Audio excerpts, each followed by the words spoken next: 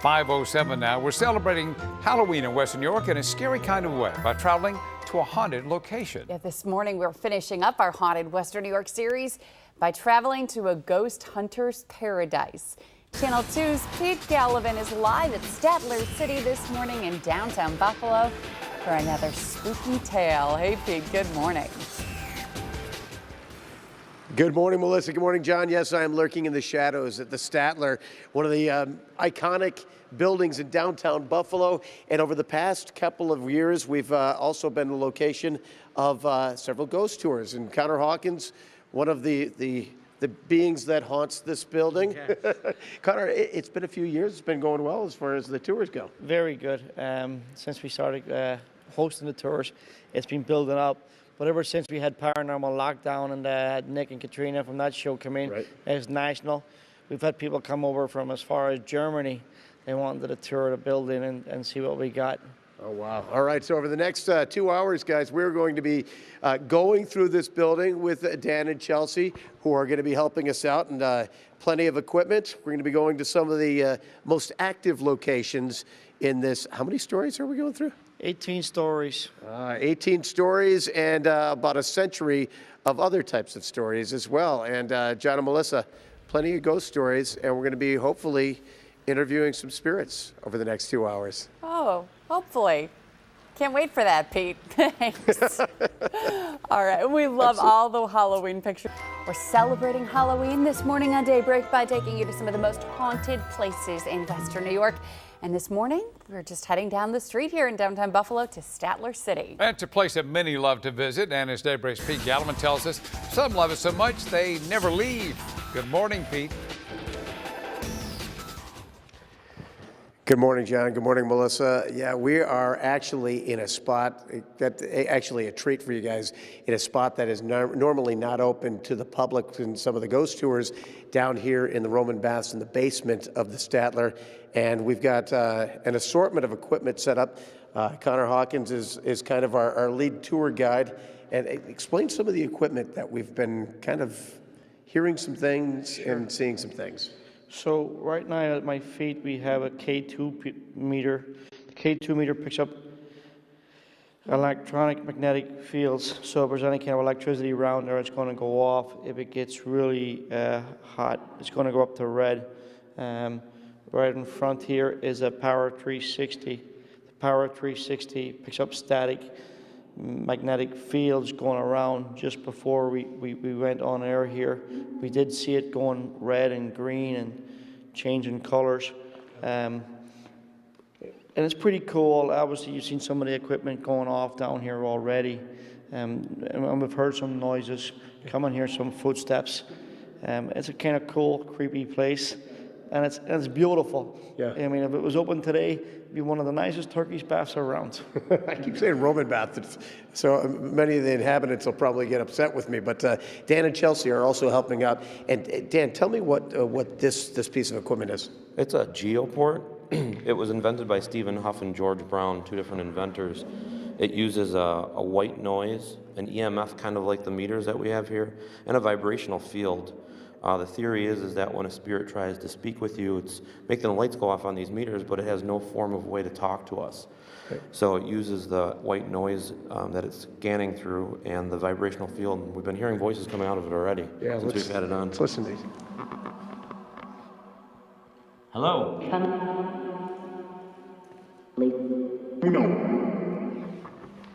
Some interesting stuff, and Chelsea's going to be telling us in the next half hour some of the more interesting experiences. And John and Melissa, as we've been standing here, we've heard what sound like footsteps off in the shadows.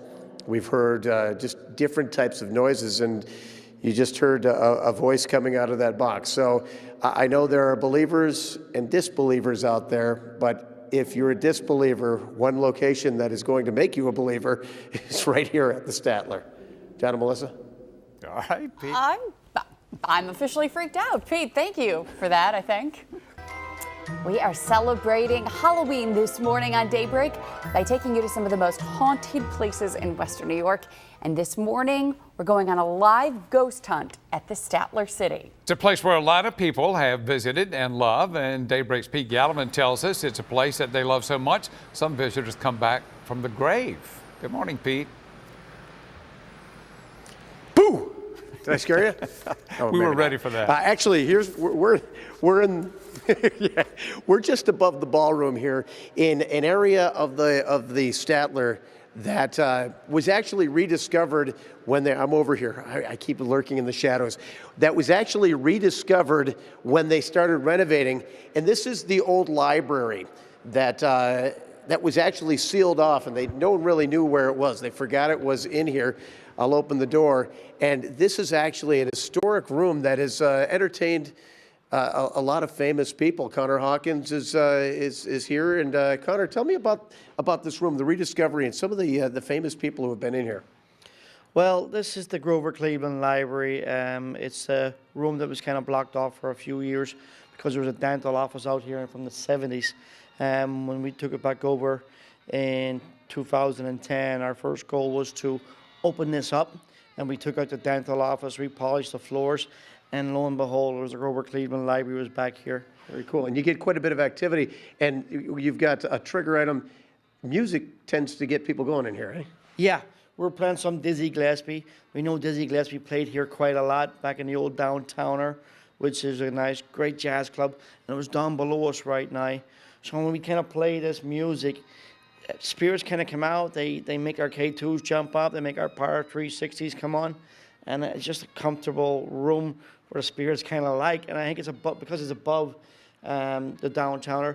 But as you're right, this is a great room. And one of my favorite pictures we have is a picture of JFK that's standing by the windows talking to some Erie County Democrats in his election campaign on his build up to presidency. So really cool. Really proud of that picture. All right, and if you noticed when Connor was talking about JFK and some of the memories, some of the K2 meters and some of the other equipment started going off, and we're going to be talking in the next half hour to Dan and Chelsea about some of the communications. In fact, Chelsea is communicating with some spirits right now, and she is, and we'll be talking a little bit more about that, both on Facebook Live as well as coming up about 6:40. But John and Melissa, for now, we're going to send things back to you from the Statler reporting live. Pete Gallivan, Channel 2 News Daybreak.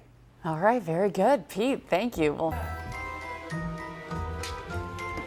Welcome back, everyone. We are doing some ghost hunting at Statler City this morning. Let's check back in with Pete Gallivan. Pete, what's going on? Good morning, Melissa. Yeah, we're up here on the 18th floor. I love this view of City Hall from up here. But again, we're on the 18th floor of the Hotel Statler, Statler City as it's now called. But most of the beings that we're communicating with this morning refer to it as the Statler or the Statler Hilton.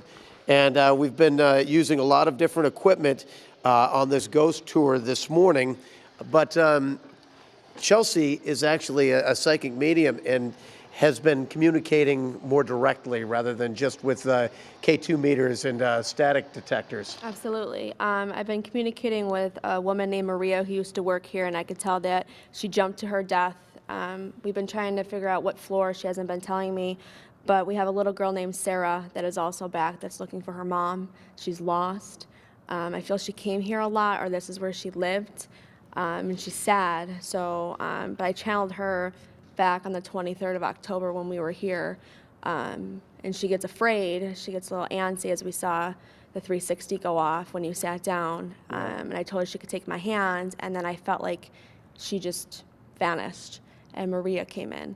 And it's sad. I mean, there's been a lot of deaths here, accidental suicides, and unfortunately, I believe Maria did take her own life. But you feel like you can at least give them closure or at least someone to talk to about it. Absolutely. Dan, what are some of the more interesting things you've encountered in this building? I mean, all the different places that we go is like a different story. It's like there's so many different stories. 950,000 square feet. You know, every floor is a different story. And going with mob hits, going with old workers that used to be here, patrons that still might be in the building enjoying themselves on a Friday night. every room has a story to tell, and it's really awesome. And they do ghost tours here on just about a nightly basis, and we're going to be posting the schedule and a link to Connor. You've already talked a bit and talked this, so we're going to wrap things up here.